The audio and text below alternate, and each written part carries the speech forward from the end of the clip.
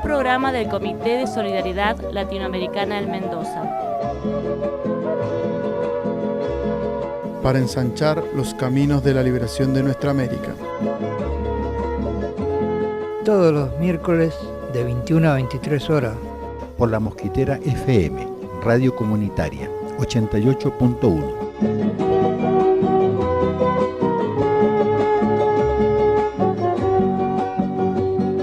Hace 27 años, el líder cubano Fidel Castro pronunció su discurso en la Conferencia de las Naciones Unidas sobre el Medio Ambiente y el Desarrollo que acogió Río de Janeiro, Brasil, en 1992. Sus palabras en aquel entonces fueron estas.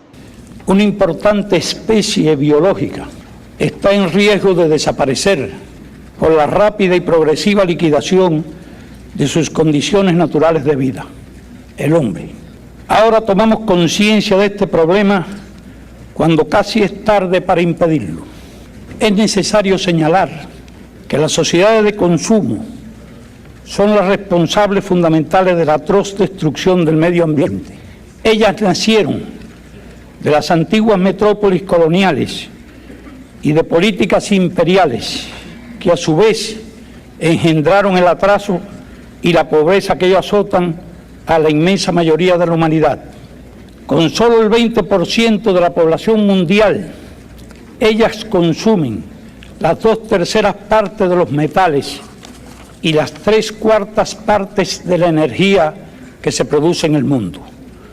Han envenenado los mares y ríos, han contaminado el aire, han debilitado y perforado la capa de ozono, han saturado la atmósfera de gases que alteran las condiciones climáticas, con efectos catastróficos que ya empezamos a padecer. Los bosques desaparecen, los desiertos se extienden, miles de millones de toneladas de tierra fértil van a parar cada año al mar, numerosas especies se extinguen, la presión poblacional y la pobreza conducen a esfuerzos desesperados para sobrevivir aún a costa de la naturaleza.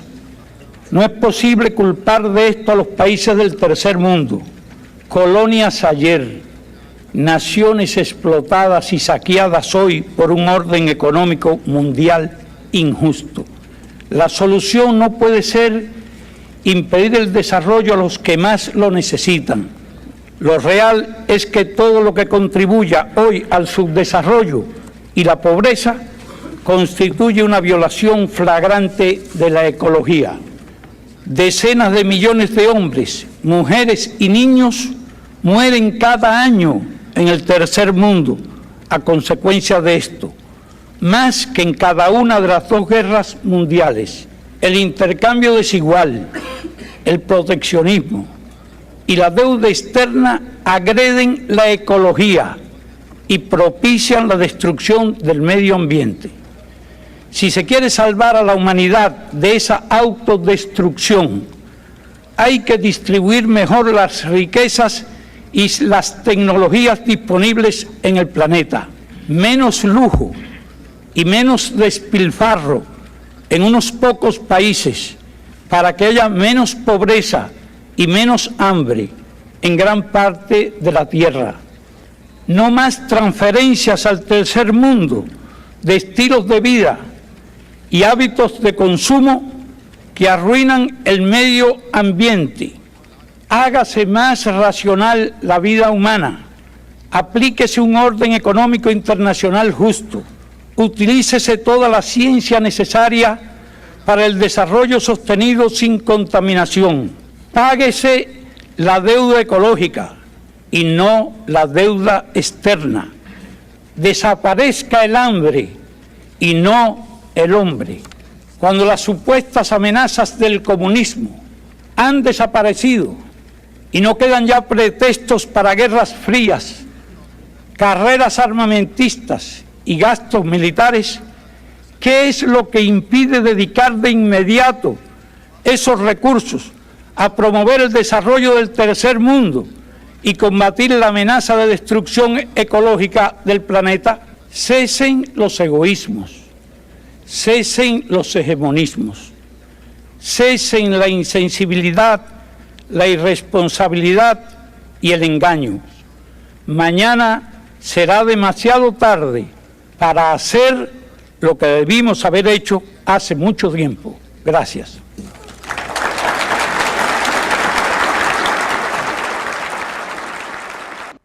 El hacha nació amistosa cuando la forjó una mano que solo buscaba airosa un poco de bosque sano.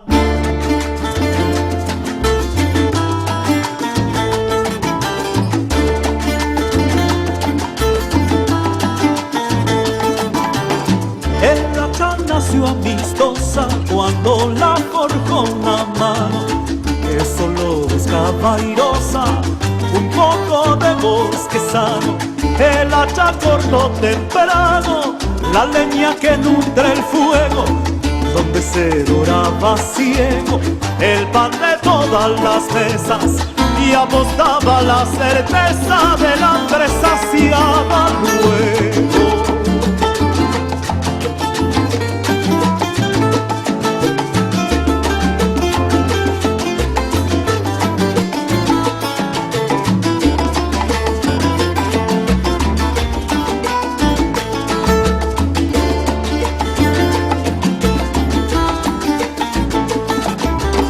Con el paso de unos largos siglos de rasgo muy duro, el hacha extendió su apuro a las selvas en letargo, y allí comenzó el amargo tiempo en que el bosque entreabierto abrió la puerta al desierto, y el desierto a la sequía, y la sequía a los días de chubascos tan inciertos.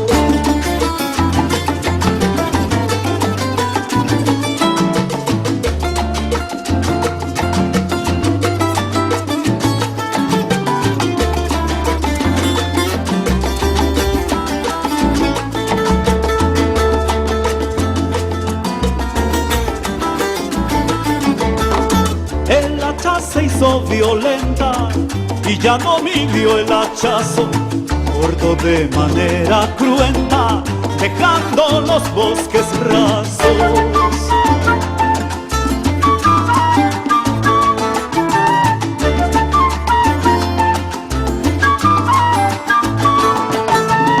Cayó el árbol a su paso, muerto de mala fortuna, sin utilidad ninguna. El bosque entra en cautiverio, pareciendo un cementerio calcinado por la luna.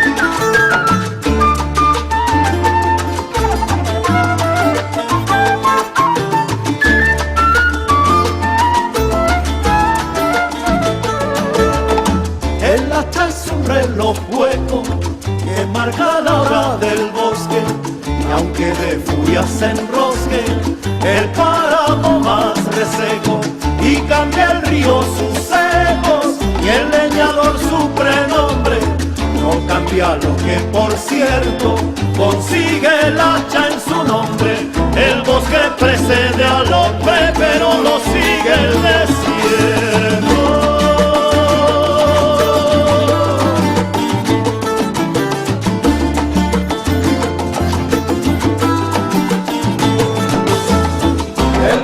Precede al hombre, pero lo sigue el desierto.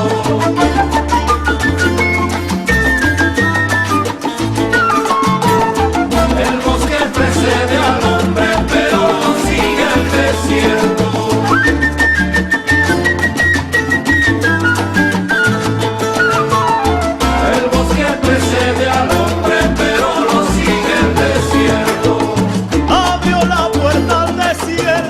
y el desierto a la sequía. El bosque precede al hombre, pero lo sigue el desierto. Pareciendo un cementerio calcinado por la luna. El bosque precede al hombre, pero lo sigue el desierto. Ya tú lo ves, ya tú sabes lo que la vida te da, lo perderás. El bosque precede al hombre, pero lo sigue el desierto.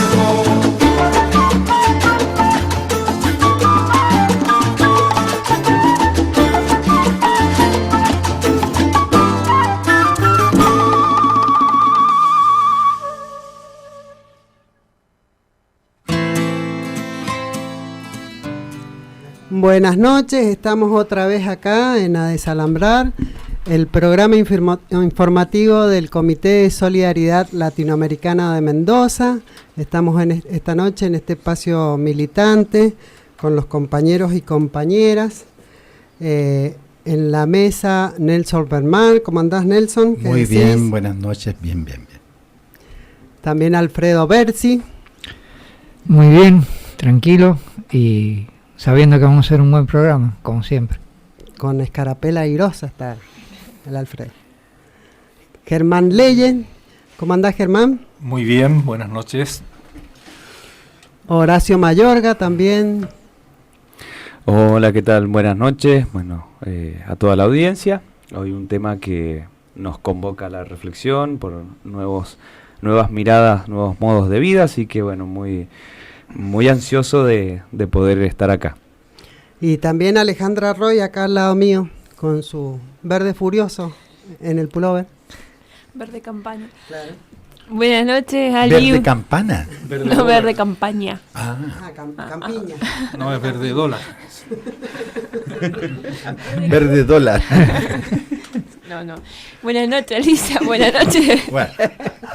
Nelson, Germán. ¿Cómo andan ustedes? Buenas noches a la audiencia y bueno, también con muchas ganas de poder compartir este tema súper interesante con todos y todas y todos los que nos están escuchando del otro lado. Vamos a decir nuestras vías de comunicación, así se comunican con nosotros. ¿Estamos preparados, Alfredo? Sí. Tenemos el fijo 451-1808. Nos pueden seguir por WhatsApp 261-30-68-060. Tenemos en el Facebook como Comité de Solidaridad Latinoamericana. Y en este momento tenemos una temperatura primaveral de 21 grados.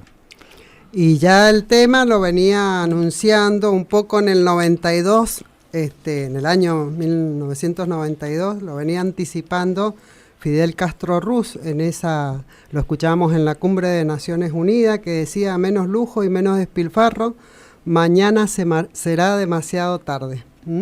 Vamos a hablar del extractivismo en la región latinoamericana, sus consecuencias, los actores implicados en esto. Para eso, bueno, tenemos un invitado especial, pero antes vamos a saludar a la gente que tenemos a Nico ahí en la operación, Ricardo Croce, la Sole ahí se le ve la mano, Sole Roy, y ha llegado el invitado Marcelo Giró a estar con nosotros. Y bueno, pero primero vamos a escuchar nuestro noticiero informativo, realizado por Leo Bizaguirre, Nelson Belmar y Alicia Recchia. Vamos entonces con el noticiero.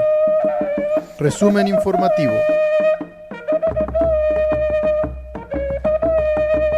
Para desalambrar las fronteras. Desalambrando el cerco mediático.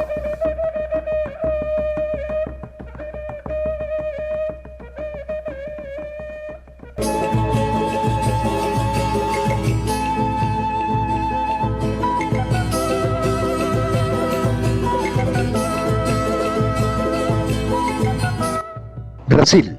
Miles de personas, entre ellas el cantautor Caetano Veloso y otros importantes artistas, políticos e intelectuales de Brasil, marcharon este pasado domingo en la icónica playa de Ipanema, de Río de Janeiro, en defensa de la Amazonía y contra el presidente del país, Jair Bolsonaro, con pancartas en las que se leía: quemen a los fascistas, no al bosque, o ¿Cuánto vale el aire que tú respiras?, los manifestantes ocuparon una de las más emblemáticas playas cariocas para protestar contra los incendios que se extienden rápidamente por la selva amazónica. Veloso, uno de los creadores del movimiento tropicalista, afirmó en declaraciones a EFE que se unió a las protestas para luchar por la naturaleza y contra las decisiones que están siendo tomadas por el gobierno actual. Este domingo fue el tercer día consecutivo de actos que defienden la preservación de la mayor selva tropical del mundo. Según datos divulgados esta semana por el Instituto Nacional de Pesquisas Espaciales,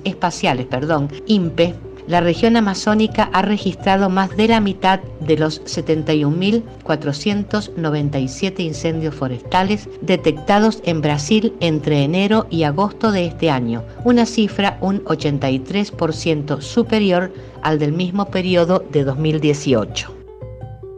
Bolivia.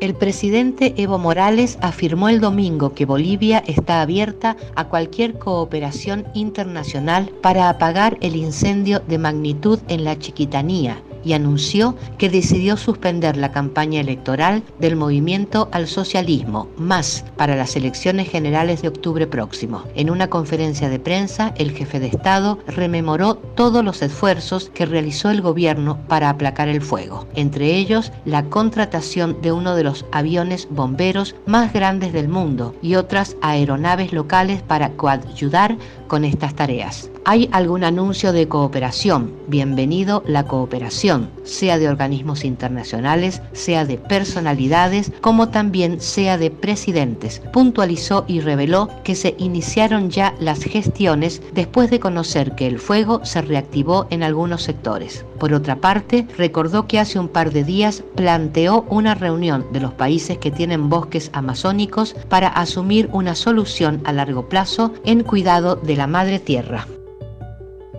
Colombia.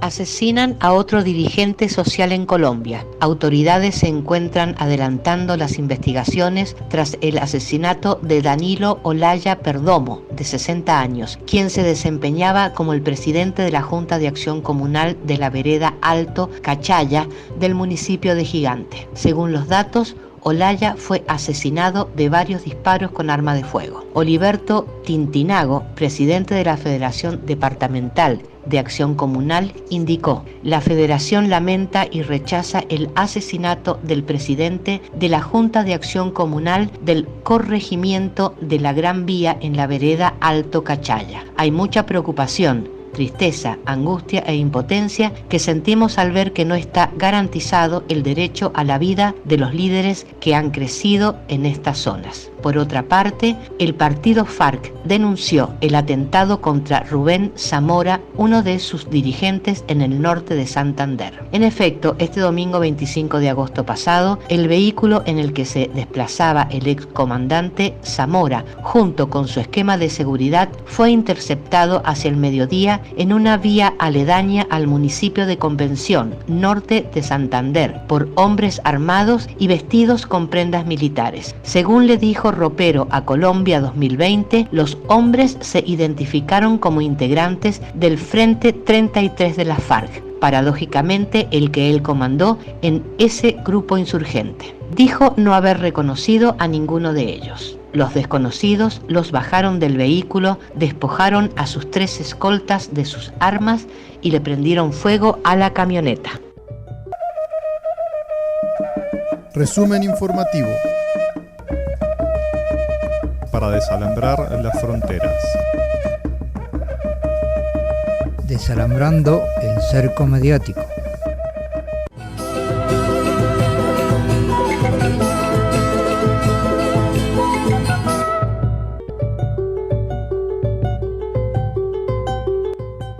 Perú.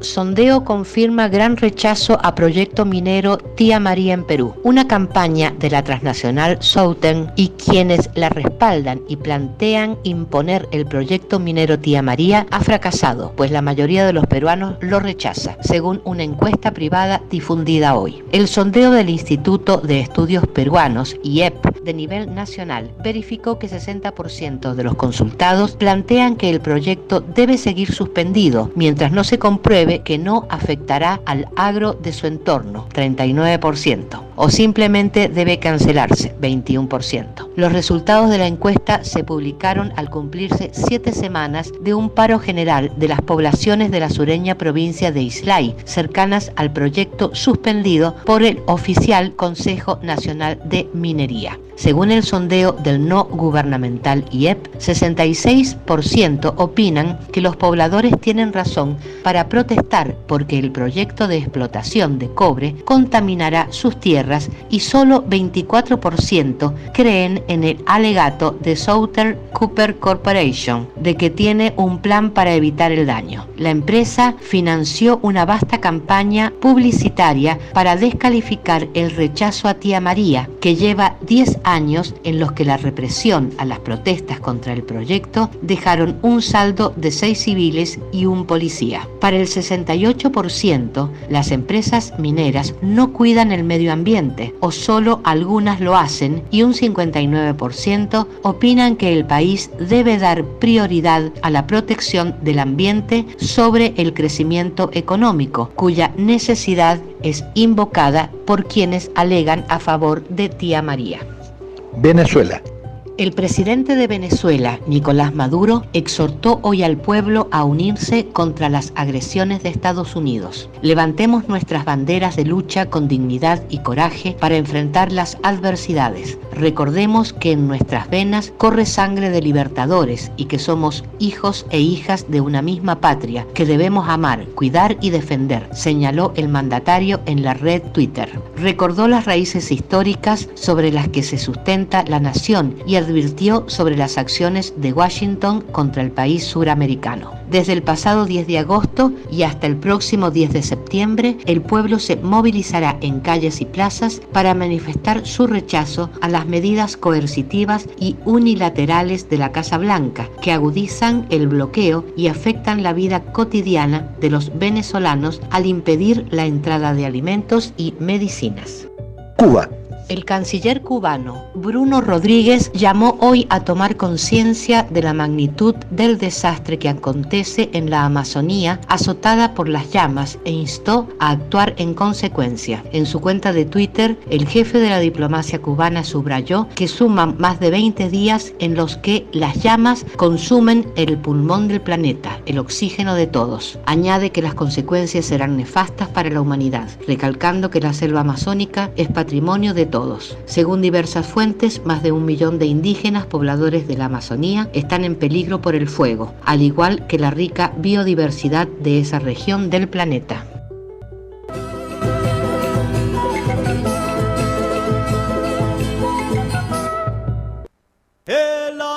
Y acabamos de escuchar el resumen informativo del Comité de Solidaridad Latinoamericana.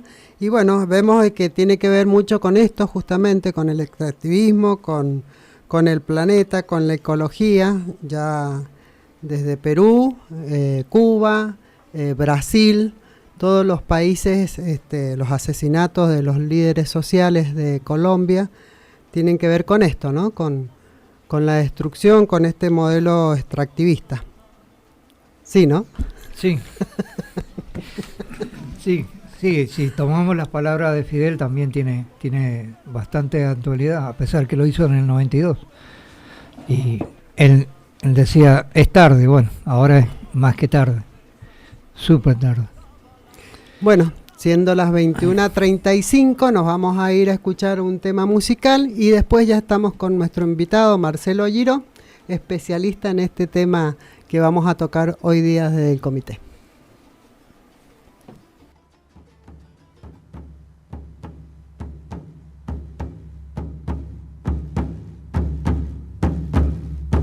Venga, mi hijo, hoy le he de hablar de un tema tan cotidiano que ni usted ni sus hermanos se han detenido a pensar. Y es por costumbre nomás, por haber nacido aquí, por venir de una raíz marginada de hace tiempo y contemplando en silencio lo que pasa en el país.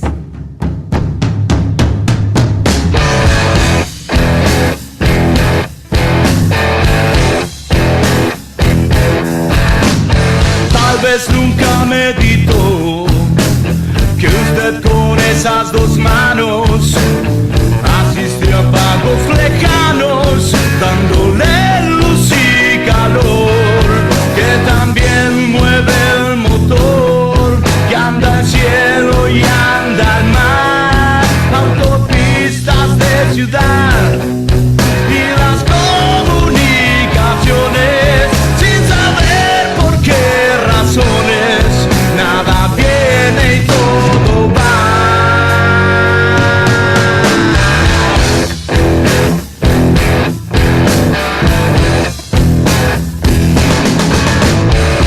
Fíjese en el caño aquel, es el famoso oleoducto, por donde se van los frutos, como quien dice a granel.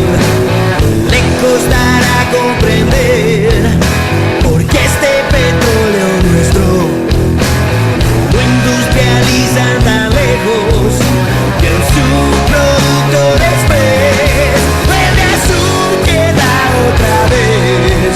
Sabe Dios por qué no manejó.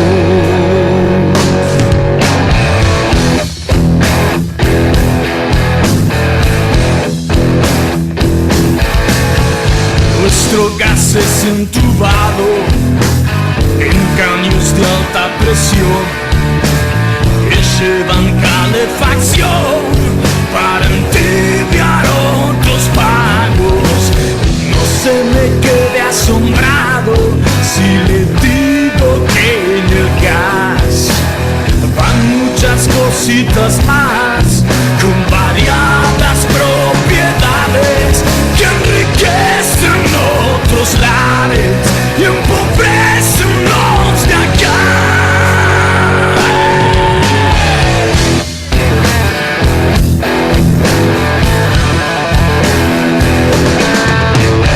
Y los parques nacionales parecieran extranjeros, porque ahí somos forasteros, los nativos y locales, y en sus bosques colosales sucede que en ocasiones se convierten en tizones los leños que nadie saca, que andan con bosta de vaca en los ranchos, los fogones.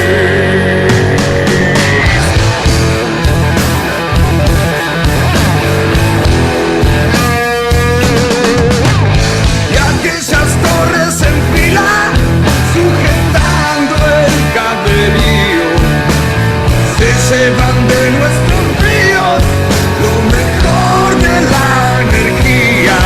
No es una ocurrencia mía, ni lo quiero avergonzar, pero póngase a pensar qué pasaría si nos dieran por todo lo que se llevan, lo distinto y nada más.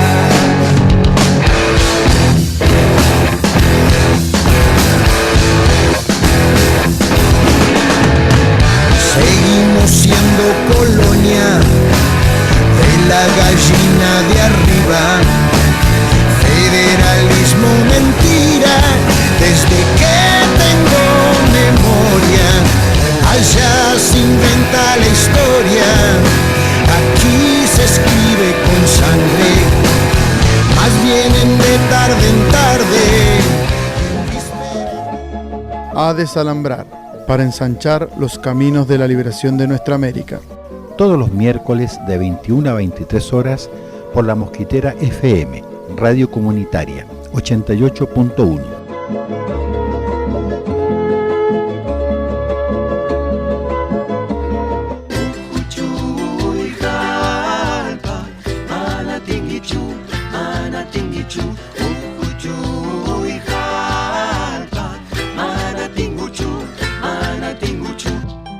Voces de la Payala, la realidad de los pueblos originarios en nuestra América.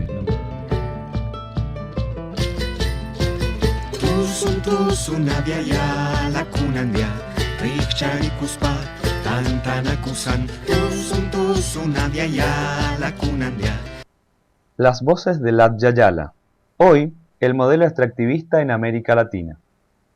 El extractivismo es un modelo económico y político basado en la mercantilización y explotación desenfrenada de la naturaleza. En América Latina se ha profundizado a partir de la década de los 90 debido al incremento de los precios de algunos minerales en el mercado internacional, el agotamiento de las principales reservas en el mundo y el dinamismo de los flujos de inversiones de las empresas extractivas. En la región, la frontera extractiva se ha expandido rápidamente, generando presión sobre diversos ecosistemas estratégicos como las cabeceras de cuencas, la selva amazónica, páramos, glaciares, lagunas altoandinas, entre otros.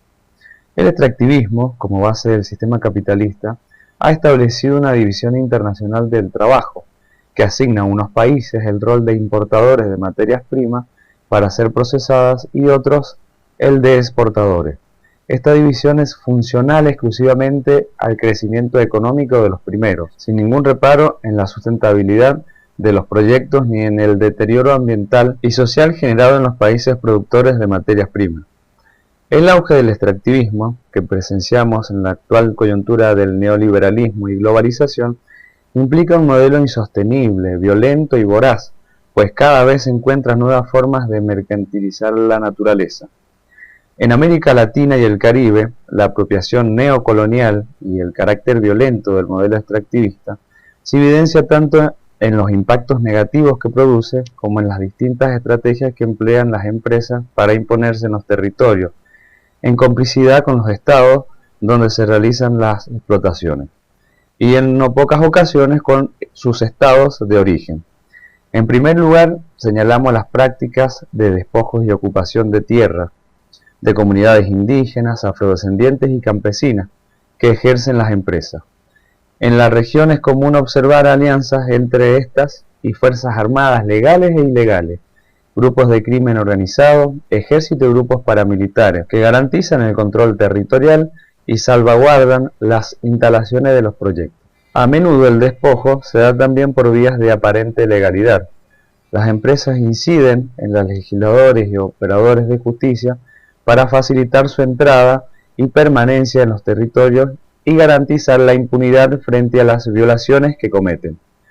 Las legislaciones favorables a las industrias están encaminadas a la ampliación de la frontera extractiva, la flexibilización de la licencia de explotación y a la restricción del derecho a la participación, a la libertad de asociación y reunión y a la protesta pacífica. Esto se ve agravado por darse en un contexto de alta fragilidad institucional, corrupción e inestabilidad democrática que caracteriza a muchos de los estados latinoamericanos.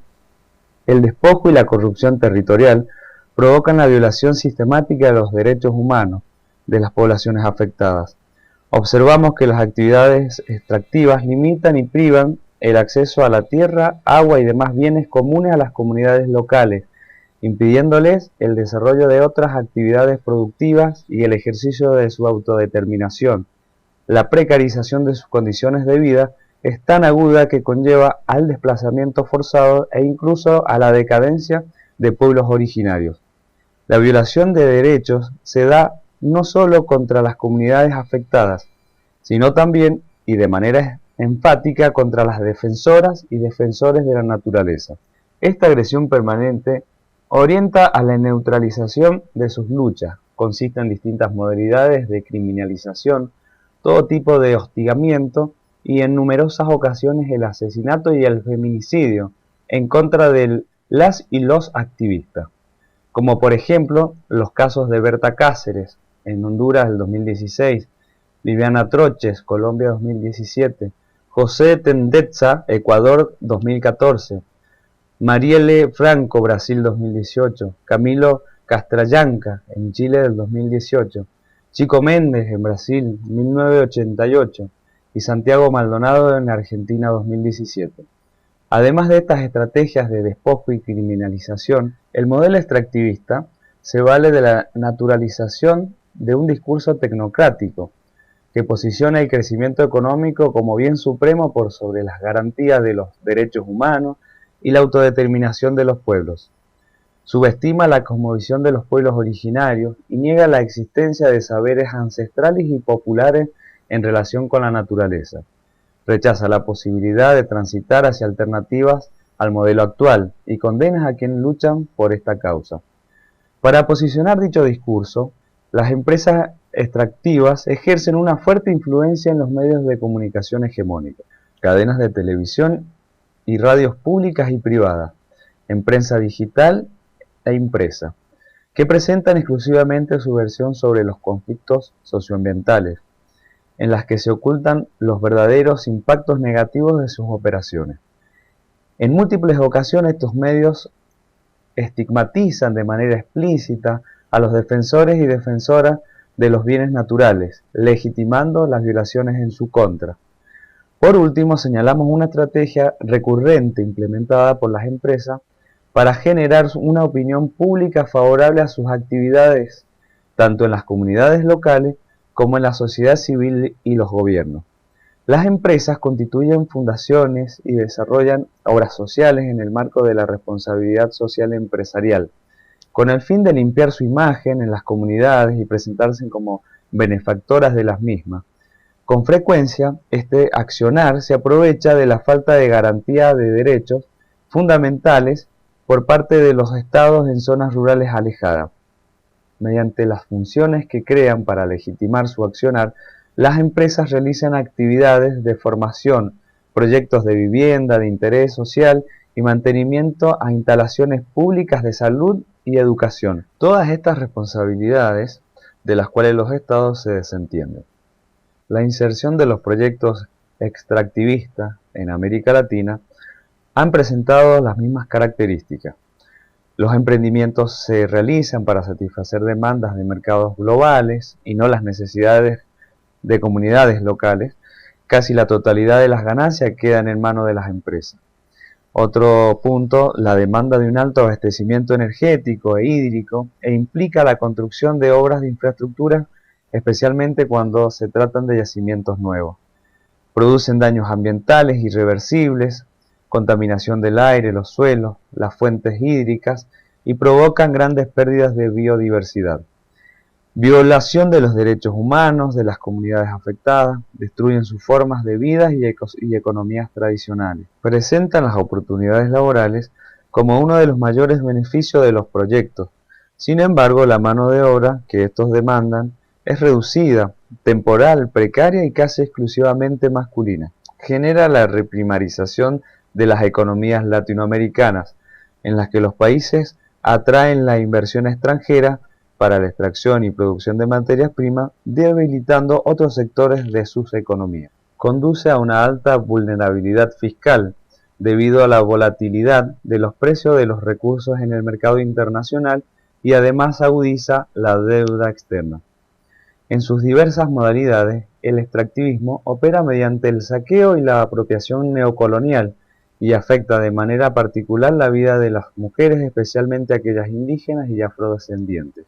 Denegación del derecho a los territorios, a la autodeterminación y a la participación consagrados en el Convenio 169 de la OIT. Sin embargo, las luchas de los pueblos que resisten al extractivismo y hacen posible un mundo diferente han podido llegar incluso hasta las leyes y las constituciones, como por ejemplo Ecuador y Bolivia, que reconocieron derechos a la naturaleza. Bolivia dice: poblamos esta sagrada madre tierra con rostros diferentes y comprendemos desde entonces la pluralidad vigente de todas las cosas y nuestra diversidad como seres y cultura. Ecuador dice: decidimos construir una nueva forma de convivencia ciudadana en diversidad y armonía con la naturaleza para alcanzar el buen vivir, el Summat Kutsai. Esto representó un cambio muy grande porque rompía con la idea de que la naturaleza es una cosa ajena a la vida humana. En todos los países de América Latina, comunidades, movimientos y organizaciones sociales, urbanas y rurales, trabajan para cuidar el agua, los alimentos sanos, la propiedad comunitaria. Como el caso de Esquel, Chubut, que en el 2003, bajo la consigna "No a la mina", puso fin al proyecto extractivista minero. Las comunidades van gestando sus propios procesos de emancipación. Ello se refleja en las luchas contra la privatización del agua o contra las instalaciones de proyectos mineros y la explotación de otros recursos naturales de gran impacto ambiental. Los que creemos que al mundo luchando lo defendemos, luchando lo cuidamos, en esta frase del idioma milcayac de la etnia huarpe decimos: Yoli ñumeltina, mansuk samina, tamariti calle. Ayer nos callaron, hoy decimos, hoy hablamos, por amor de corazón.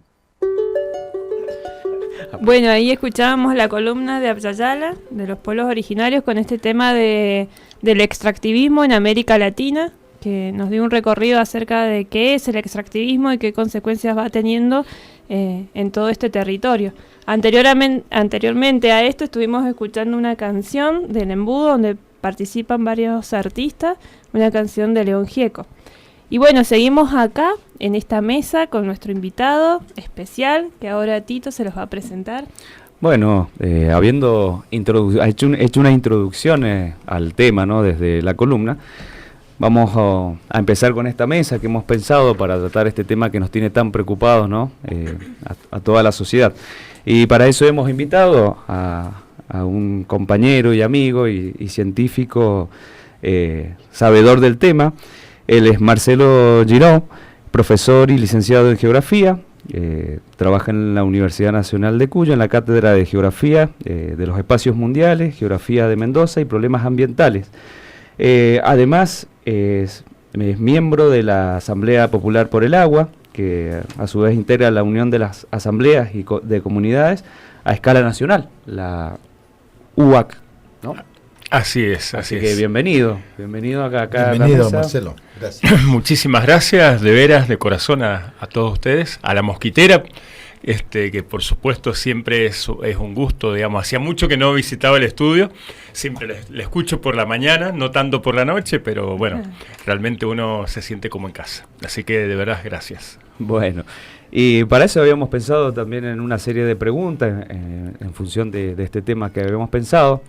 Y por ahí, como gran sabedor de este tema, vos, Marcelo, te queríamos consultar qué proyectos extractivistas están planteados acá en Mendoza. Bueno, la verdad que bastante, ese recorrido que escuchábamos recién realmente es súper atinado, ante todo, digamos, un resumen apretadísimo de todo, de las problemáticas que implica esto, ¿no? Y que yo venía pensando a medida que escuchaba, y sí, se refleja en este caso de los que hemos venido resistiendo. Algunos los hemos conseguido rechazar, por lo menos hasta ahora, pero están todos en la gatera. Y algunos se están ejecutando, particularmente el fracking en Malargüe, ¿no? Y por supuesto que también estamos con la amenaza siempre latente de los proyectos de megaminería metalífera. Algunos los hemos rechazado, por lo menos hasta ahora, que fue principalmente el proyecto de minería de cobre, principalmente cobre, pero también oro, y aunque la empresa no lo dijera, no lo tuviera declarado en su informe de impacto ambiental, también plata y manganeso. En volúmenes nada despreciables.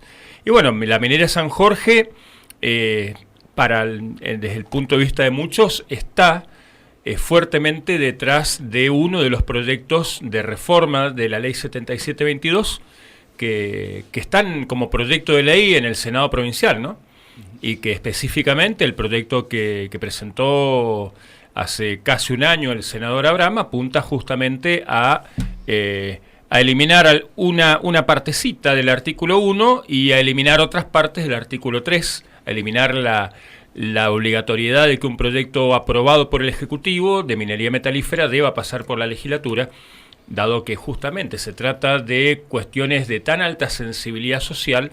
Es totalmente legítimo que un solo poder del Estado no pueda tener la potestad total, sino que se ha debatido de manera más amplia justamente en el órgano del Estado, en donde se supone que los mendocinos estamos más representados, que es en la legislatura, ¿no?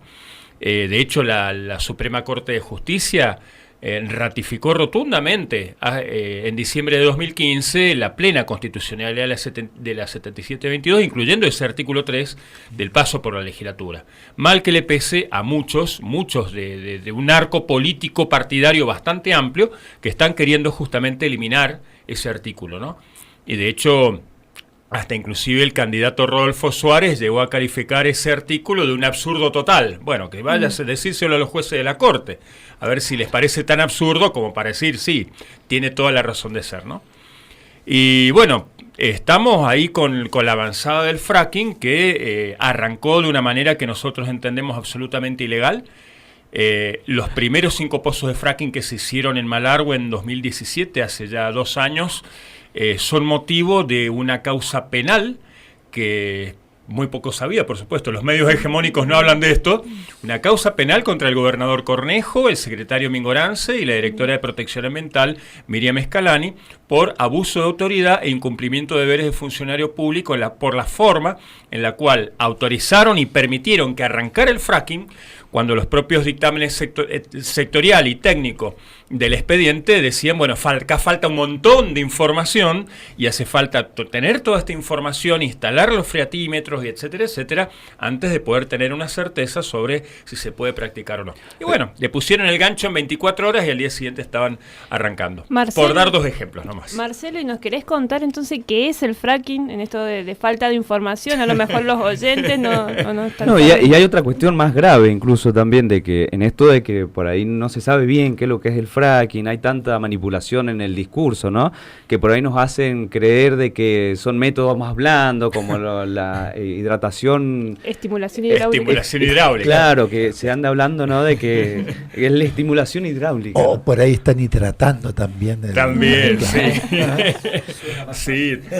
Sí, estimulación hidráulica, te estimulan con agua, ¿viste? Como estimularon los otros días, la semana pasada, a quienes marchaban ahí en una movilización en la Plaza San Martín, les mandaron estimulación hidráulica, mandándole todos los chorros de agua del piso, ¿no? No, realmente es una tomada de pelo que se repite a lo largo de todos los territorios donde se ha venido practicando el fracking en Argentina y en el mundo, pero en particularmente también en la Patagonia.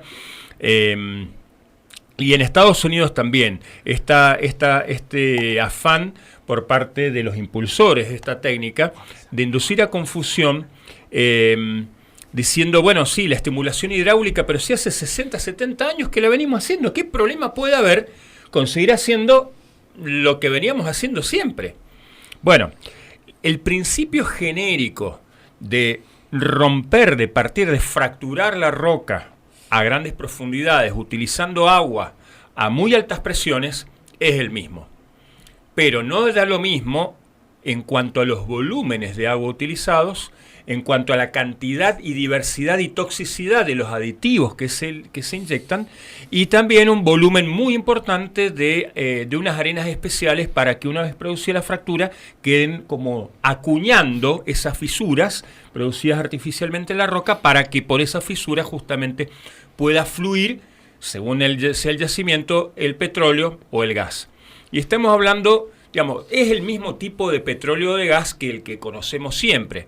En realidad, cuando uno dice hidrocarburos no convencionales, lo no convencional no es el petróleo, no es el gas, es el yacimiento, que está a mucho más profundidad, mucho mayor profundidad, en rocas mucho más compactas. Son las rocas donde se formó el petróleo, donde se formó el gas, pero que a tanta profundidad y tanta presión quedó atrapado en celditas, en burbujitas minúsculas, sin comunicación entre sí.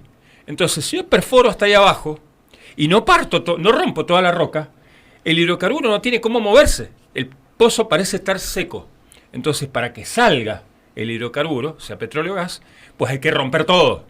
Y entonces ahí que pueda fluir hacia la perforación, hacia el pozo, y de ahí ser bombeado hacia la superficie. Entonces estamos hablando de entre 4 y 30 millones de litros de agua cargadas con cientos de miles de litros de aditivos químicos, muchos de ellos altamente tóxicos, más, bueno, muchísimas toneladas de estas arenas especiales, y que a su vez, bueno, pueden, digamos, generarse una cantidad de problemas técnicos que no suelen producirse justamente en la explotación convencional de hidrocarburos. ¿De qué profundidad estamos hablando? Y estamos hablando de entre mínimo 1800 y hasta 5000, 6000 metros de profundidad. Mínimo 1800. Sí, mínimo. Lo habitual, estamos hablando de 2500, 3000 metros de profundidad.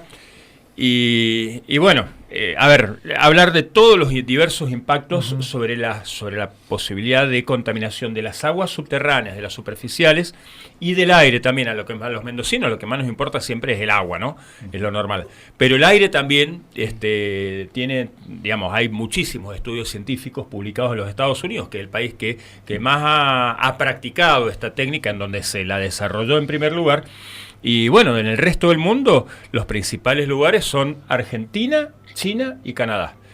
Hay muchos países que por los riesgos mucho mayores que entraña esta técnica respecto de las convencionales que la tienen prohibida.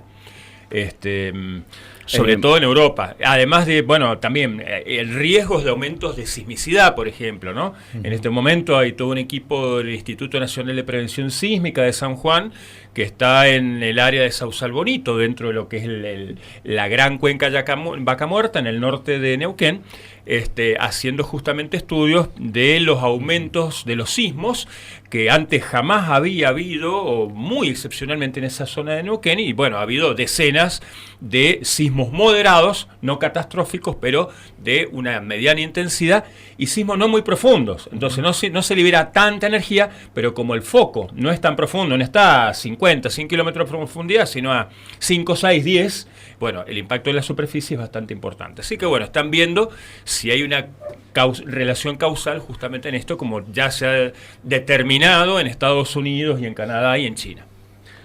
Por lo que mencionás, hay un impacto ambiental bastante grave, ¿no? Después de que vamos a ir a un tema musical, me gustaría que habláramos un poco de ese impacto ambiental y a nivel regional, en términos económicos también, ¿no? De acuerdo.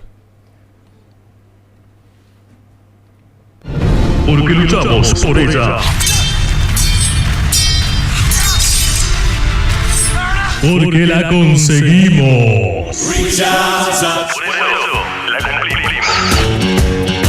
Aquí el espacio publicitario.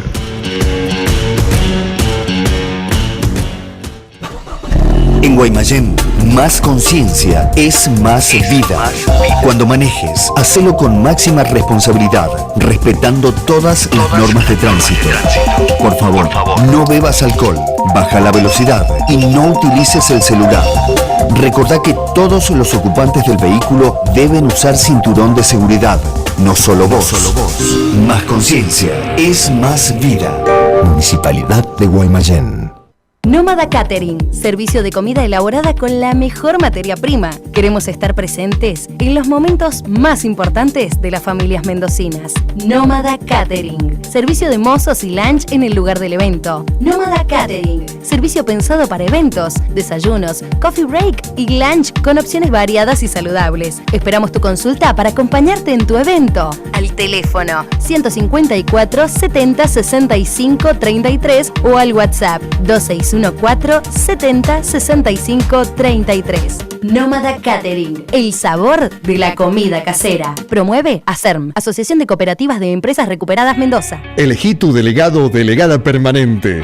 El SUTE se construye en cada escuela para conquistar todas las demandas y derechos de las y los trabajadores de la educación. Es necesario que las escuelas participen, debatan, propongan y se organicen. Nuestros delegados asesoran, difunden, fomentan debates, organizan las demandas y resoluciones colectivas. Velan para que en cada escuela no se vulnere ningún derecho. Elegí tu delegado o delegada permanente. Ponele voz a tu escuela.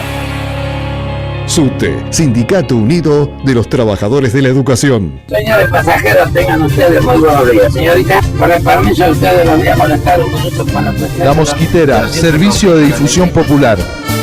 Publicita con nosotros, radio, revista, web. Vende, unite a La Mosquitera Medio Comunitario. Tu publicidad llega a donde debe llegar. Llámanos al 451-0084. O contactanos por nuestras redes sociales La Mosquitera.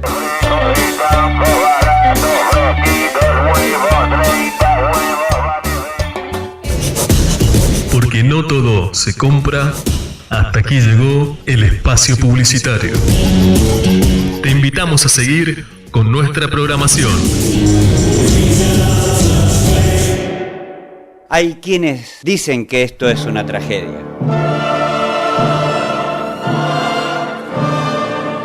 Hay quienes dicen que esto es una comedia.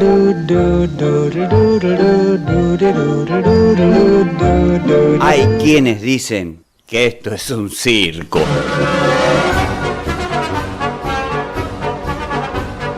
Cada cual puede decir lo que quiera. Acá decimos noticias. El arranque, de lunes a viernes, de 7 a 9 de la mañana, por La Mosquitera, radio comunitaria.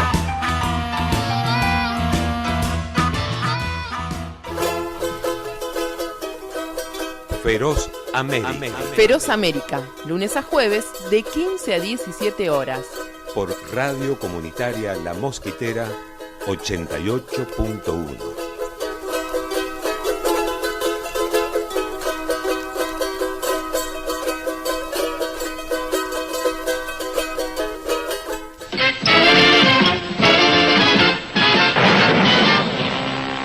Después de 15 años juntos, Sala de Maestros tiene el placer de presentar noticias, comentarios, debate, humor, análisis, micrófono abierto. Sábados, 10 horas. Sala de Maestros.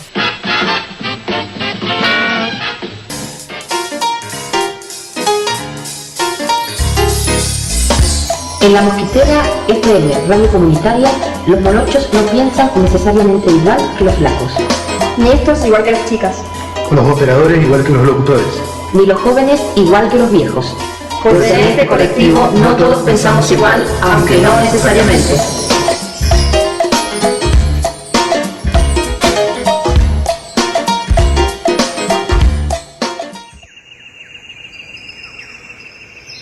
Están saqueando el país, están saqueando América Latina y el mundo. Y pactan a veces con empresas extranjeras que vienen a saquearlos condiciones que ofrecen pan para hoy pero que implican hambre para mañana. Pero otra vez comprando espejitos. Cuando hablamos de las minas, que es entrar en el corazón de la madre, tenemos que hacerlo con mucho respeto. Si estás luchando por los derechos humanos, ¿cómo te vas a olvidar de que nosotros pertenecemos a la naturaleza? Si renegamos de nuestra madre, estamos renegando de nosotros mismos. Este mundo, que parece un mundo tan irremediable, en realidad está embarazado de otro mundo, tiene otro mundito en la barriga, en la panza, y que a ese otro mundito le cuesta salir a la vida, ¿no? Aparecer, ser parido, pero que en eso anda. Somos el uno y somos el todo.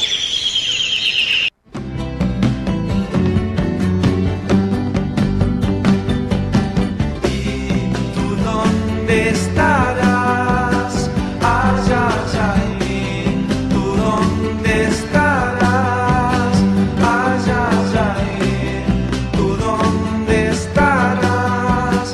Ay, ay, ay. ¿Y tú dónde estarás? Cuando se parta la tierra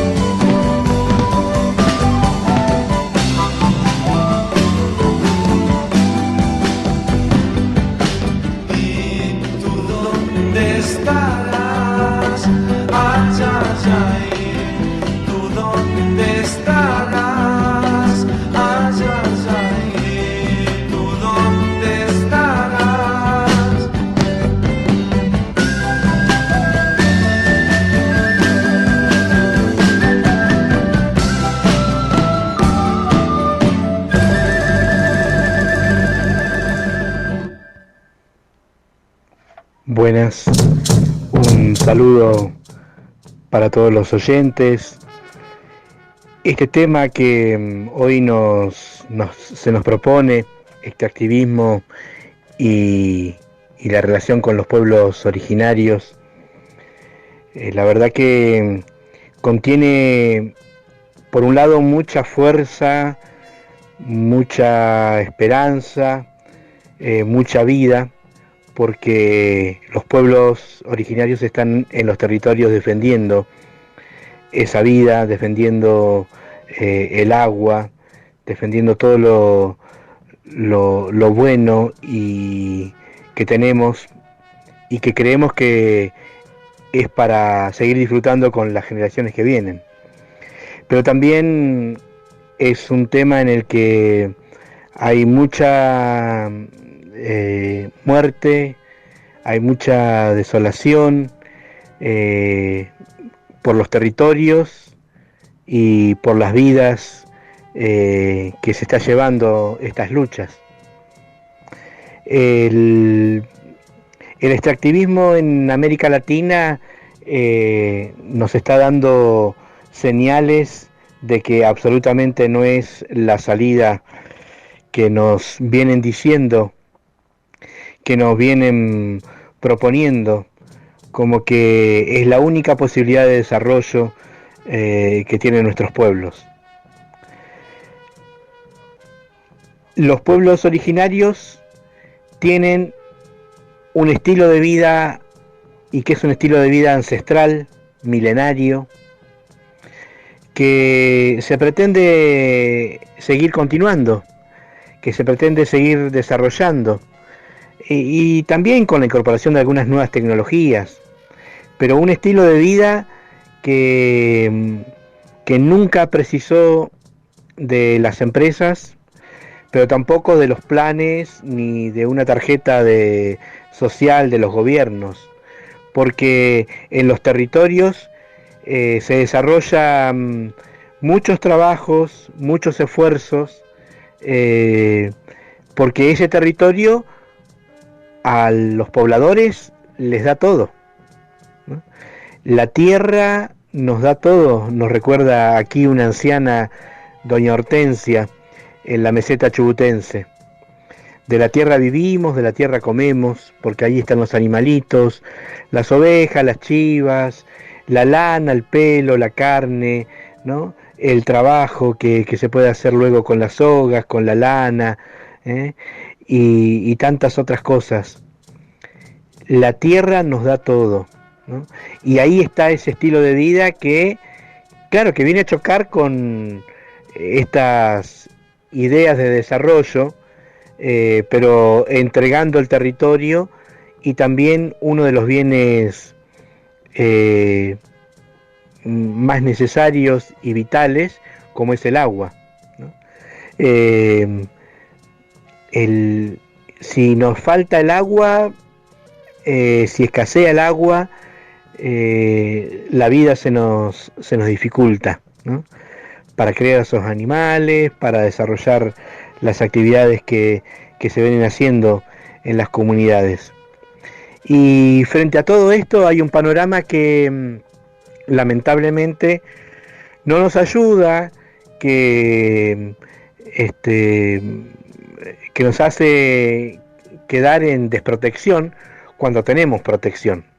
Estoy hablando de los derechos indígenas, que están en nuestra Constitución Nacional, que están en las constituciones de varias provincias, pero que hay una legislación también internacional, como es el Convenio 169, ¿no? Tan claro en los artículos 13, 15, en varios artículos en los que nos da herramientas para defender los territorios y para que cuando se descubra algo que pueda ser potencial para alguna empresa extractivista, ahí se habla del derecho a la consulta. Una consulta que tiene que ser previa a meterse en los territorios, ¿no? Pero bueno, sabemos el vínculo de las empresas con los gobiernos nacionales, con los gobiernos provinciales, con las oficinas de tierras, de minería, de las provincias. Y esto siempre nos deja en una desprotección cuando tenemos estos derechos que nos protegen. Pero claro, hay un desconocimiento por un lado en algunos funcionarios, en otros, sabiendo bien, los dejan a un lado porque, bueno, esos derechos no permiten avanzar sobre los territorios indígenas. Pero bueno, así es como la realidad.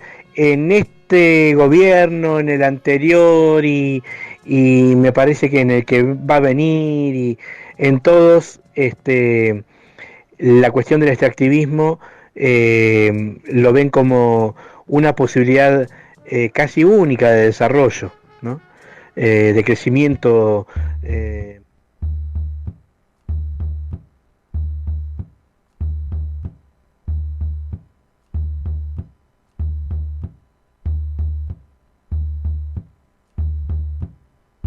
Vienen a hacernos el suelo pedazos. Quieren seguir mintiendo con cinismo. Los gobernantes tejen turbios lazos. Siguen alimentando el espejismo. Dirán que estamos planteando una locura, que el fracking es lo mejor pa' vaca muerta. Dirán que la lucha es solo travesura y no les importa si tomamos mierda. Bueno, ahí terminábamos de escuchar a la Murga El Remolino, donde nos decían vienen a hacernos el suelo pedazos. Anteriormente estuvimos escuchando un audio de Ángel Cayupil, un chubutense, ¿sí? Que nos contaba sobre el extractivismo en los pueblos originarios. Nos quedamos con esta reflexión que decía, si escasea el agua, la vida se nos dificulta. Bueno, seguimos acá en la Desalambrar, un programa del Comité de Solidaridad Latinoamericana con nuestro invitado Marcelo Giró, que nos viene a contar desde su experiencia y también desde su militancia qué está pasando con este extractivismo, específicamente con el fracking, acá en Mendoza y también en toda la región. Y también en esto, en los oyentes que nos están escuchando, también nos mandan unos mensajes. Uno de ellos, que no quiso dar su nombre, pero nos dice, el agua no se negocia. Gracias por la columna sobre el extractivismo, con un gran luchador como lo es Marcelo Giró. Bueno, muchas gracias. Bueno, bueno. Muy bueno. Bueno, nosotros nos habíamos quedado como pensando en lo que nos estabas ahí comentando en relación a esta actividad, en cuanto al impacto ambiental, ¿no? que genera esto, ¿no? de las explosiones que se generan hacia adentro de la tierra, el tema de la cantidad de agua que se utiliza, qué pasa con esa agua, con esos compuestos que se le inyectan también, con qué químicos, qué pasa a nivel regional, Marcelo, con esta actividad, qué sucede en aquellos pueblos aledaños a esto, qué pasa con los barrios que están ahí cerca, qué sucede con eso. Bueno, las situaciones pueden ser bastante variadas, ¿no? En Mendoza la cosa recién empieza, está recién empezando en Malargüe. De hecho, podemos decir que hoy apenas el 1% de todo el petróleo que se saca de Mendoza viene de yacimientos no convencionales, ¿no? De los pozos que perforó y fracturó la empresa El Trébol, que es una empresa con fuerte participación de Vila Manzano, ¿sí? Más allá de que tenga capitales europeos también. En Malargüe se generó una expectativa importante, fuerte expectativa de que se iba a generar un montón de empleo, pero en verdad el grueso de las operaciones que diferencian al fracking de otras son el momento que se practica la perforación y la fractura de los pozos. Después el pozo es un pozo como las características generales como los otros pozos comunes, y no podemos decir que haya una gran generación de empleo. Y de hecho, para las operaciones de fractura las suelen hacer empresas prestatarias de servicios transnacionales, como por ejemplo Halliburton, ¿sí? De cuya dirección participó hace unos años nada menos que el ex vicepresidente de los Estados Unidos, Dick Cheney, ¿no? Que era una de las grandes interesadas en llevar la guerra a Irak en el año 2003, ¿no? De ese tipo de empresas son las que están haciendo para reconstruir, claro, destruir es lo que los muchos teóricos marxistas, incluyendo por ejemplo David Harvey, un geógrafo colega, llaman la destrucción creadora como política del capitalismo, ¿no? O sea, para evitar las crisis de sobreacumulación de capital, bueno, destruís para tener las posibilidades de después reconstruir, ¿no? Y eso se aplica en muy diversos aspectos, ¿no? Las guerras son el caso más extremo de esto. Se da también a nivel urbano. Destruir, arrasar con centros históricos de ciudades degradados para tener justamente liberar grandes espacios urbanos para reconstruir viviendas de lujo para las clases altas y demás, ¿no? Pero bueno, ahí ya me fui al diablo del tema, como me suele pasar.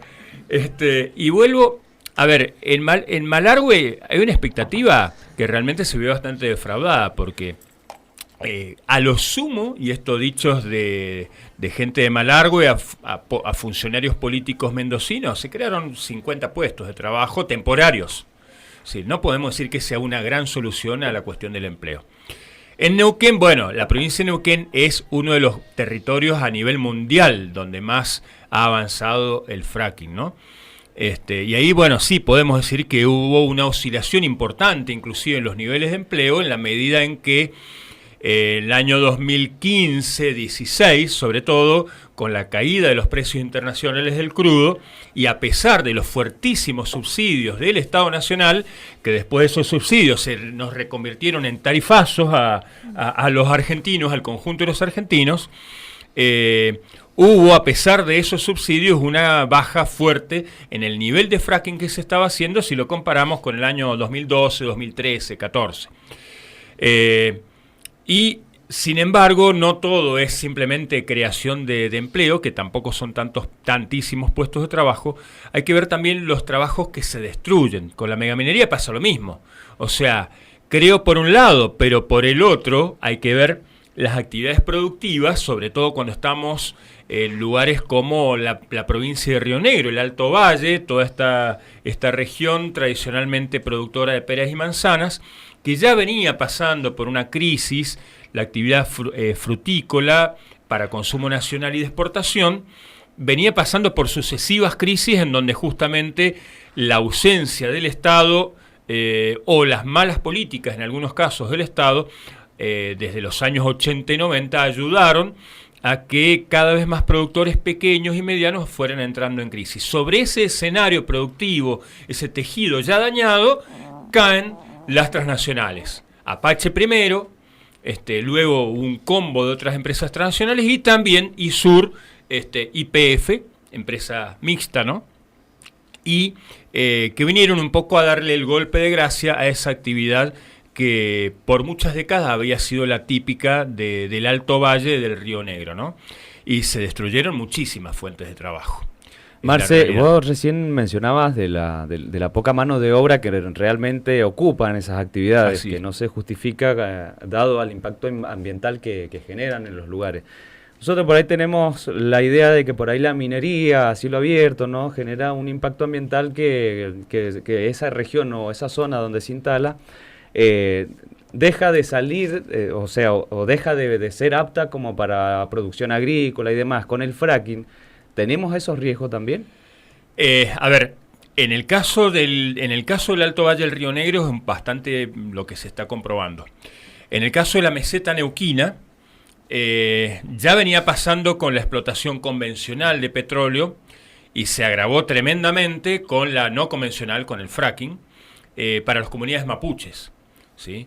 En cuanto a la degradación de las pasturas, de los campos, de la calidad del agua, la contaminación y problemas sanitarios graves, tanto para los habitantes, para las comunidades mapuches, como para el ganado, ¿no? Entonces, la pérdida... Entonces, si uno lo va a medir en términos de economía de mercado, de que todo se contabiliza en pesos o en dólares, y claro, obviamente no vas a contrastar los dólares del fracking o del petróleo con, digamos, la economía pastoril de las comunidades mapuches. Para quien solo entiende de pesos y dólares, claro, hay una diferencia de rentabilidad en el asunto. Pero aún así, ojo, porque, insisto, el fracking es lo que algunos autores llaman una de las formas de energías extremas. Y extremas en cuanto a la intensidad con la cual se aplican este tipo de tecnologías. Hay otras formas de energías extremas también. Los impactos ambientales, pero a su vez los costos. Todo esto requiere muchísimos mayores costos. Es decir, el costo de extracción de un barril mediante fracking, de un barril de petróleo o de 1000 metros cúbicos de gas, es muchísimo mayor que por las técnicas convencionales. Y el rendimiento energético es mucho menor. Un pozo de fracking al año puede que te esté rindiendo la mitad de lo que besaría en los primeros meses. 2 años después te sale el 30% y después de 5 años prácticamente no sale nada. Si querés que sí vuelva a salir de nuevo petróleo o gas, tenés que volver a fracturar y volver a fracturar, o ya directamente pasar a multiplicar los pozos. Entonces, el tiempo de amortización de un pozo es cortísimo. Entonces, la velocidad a la cual hay que todo el tiempo estar construyendo nuevos pozos, cada uno de los cuales, a su vez, por la profundidad a la cual llega, el hecho de que la perforación vertical después le es seguida por una perforación más o menos horizontal, tratando de seguir el estrato, ¿no? Y donde se hacen 5, 10, 20, 30 etapas de fracturas, ¿sí? Estamos hablando de muchos kilómetros por dentro de la Tierra. Estamos hablando de unos cuantos millones de dólares por cada pozo. Entonces, esto es lo que hace que sean hidrocarburos muy caros. Y que en Estados Unidos, digamos, como no tienen el nivel de subsidios que hay en la Argentina, durante los años en que cayó el precio del crudo, pues directamente hubo cientos de empresas que quebraron. Sí, hubo muchísimo desempleo debido a la baja de la actividad del fracking, ¿no? Bueno, después el precio volvió a subir, se volvió a disparar. En la Argentina no fue tan así, pero el costo lo pagamos con nuestros bolsillos, vía subsidios del Estado a través del presupuesto nacional o vía tarifazos. Y eso me parece muy importante tenerlo en cuenta, porque justamente las tarifas estrafalarias que tenemos del gas y de la electricidad, la mayor parte de la cual, la mitad de la electricidad es producida con gas, ¿sí? Centrales termoeléctricas alimentadas a gas, tiene que ver con esto, con asegurarles a la empresa que aún los más caros de los hidrocarburos que se obtienen en la Argentina les den rentabilidad, es decir, mediante el fracking. Y Marce, ¿cuáles son las estrategias que tienen estas empresas o estos capitales transnacionales? A pesar de todo lo que vos nos estás contando acá, digamos, y la gravedad del tema, y los niveles de impacto ambiental y de contaminación que también genera el modelo extractivista, ni siquiera concretamente el fracking, pero se hacen con las distintas experiencias que conocemos, ¿cómo operan estas empresas? ¿Qué consecuencias políticas, sociales o qué estrategias se dan para penetrar un territorio e instalarse allí a pesar de que la sociedad no lo quiere, por ejemplo? Ahí yo aprovecho porque está relacionado a eso para una cosa más puntual. ¿Cómo procesan los militantes, los luchadores que están centrados en el tema contra el fracking, extractivismo, etcétera, etcétera? Lo que pregunta Tito. ¿Cómo las empresas maniobran ahí? ¿Cómo procesan ustedes cuando aparece un tipo y dicen, queremos trabajo? ¿Ah? Es todo un tema. El principal caballito de batalla es justamente claro, el engaño respecto del trabajo, las mentiras respecto de las enormes cantidades de puestos de trabajo que se van a generar. Y es realmente difícil porque también cuentan con un enorme aliado que son los medios hegemónicos. Y la enorme cantidad de, como le llaman algunos, de publinotas, ¿sí? Que inclusive cada vez que sale un informe contrario a sus intereses, más dinero ponen las empresas, las cámaras empresarias, la Cámara Argentina de Empresarios Mineros, el Instituto Argentino de Petróleo y del Gas, el conjunto de empresas, y el propio gobierno, digamos, la publicidad gubernamental, la propaganda gubernamental que estamos teniendo en torno a Vaca Muerta es descomunal. Y bueno, en la síntesis, en el resumen de la columna inicial, realmente está muy bien sintetizado la complicidad de estas empresas con los gobiernos y con los tres poderes del Estado: ejecutivo, legislativo y también el poder judicial. De manera que, digamos, el caso extremo son las criminalizaciones y los asesinatos a veces impunes, ¿no? Eso ya sería la forma extrema. El caso de Berta Cáceres, no solamente asesinada, sino después imposibilitado de conseguir justicia por ese asesinato. Pero, digamos, el poder de lobby que tienen en Argentina, en Estados Unidos, en el mundo, este tipo de empresas, consideremos que estamos hablando de empresas que tienen una facturación mundial superior al PBI de muchos países, ¿no es cierto? Claro. Qué terrible todo esto, no solamente la destrucción del suelo, sino la destrucción de la sociedad y la destrucción de todo, de los toda la naturaleza. Del tejido democrático, sí. O sea, son la antítesis de los mecanismos de una democracia que pretenda ser verdaderamente participativa. Bueno, nos vamos a ir a escuchar otro tema musical para después continuar reflexionando con Marcelo Giró. ¿Sí? Vamos a continuar con una canción que personalmente, a pesar de ser una vieja compañera de camino, a mí me gustaría no tener que cantarla. Me gustaría que quedara obsoleta, porque la realidad fuese otra. Pero tal como van las cosas, no parece que este sea el camino. Es una canción que se llama Para, y que más o menos dice: Padre, dígame que le han hecho al río que ya no canta,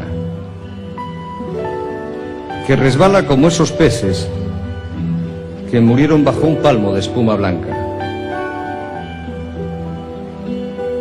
Padre, el río ya no es el río. Antes de que llegue el verano, esconda usted todo lo que encuentre vivo. Que le han hecho al bosque, padre, que no hay un árbol. ¿Con qué leña encenderemos fuego? ¿Y en qué sombra nos cobijaremos, padre, si el bosque ya no es el bosque? Antes de que se haga oscuro, guarde usted un poco de vida en la despensa, porque sin leña y sin peces tendremos que quemar la barca. Tendremos que arar sobre las ruinas y cerrar la puerta de casa con muchas llaves. Y usted nos dice, padre, que si hay pinos hay piñones, que si hay flores hay abejas, y cera, y miel. Pero el campo ya no es ese campo. Alguien anda pintando el cielo de rojo y anunciando lluvia de sangre. Alguien que ronda por ahí, padre. Son monstruos de carne con gusanos de fierro. Asómese y les dice que usted nos tiene a nosotros. Y les dice que nosotros no tenemos miedo, padre. Pero asómese, porque son ellos los que están matando la tierra. Padre, deje usted de llorar, que nos han declarado la guerra. Es una canción... Es una canción que con mucha amargura y un tanto también de vergüenza, yo quiero dedicar a esos canallas que queman nuestros bosques, ensucian nuestras aguas, envenenan nuestros alimentos y se enriquecen con las miserias ajenas.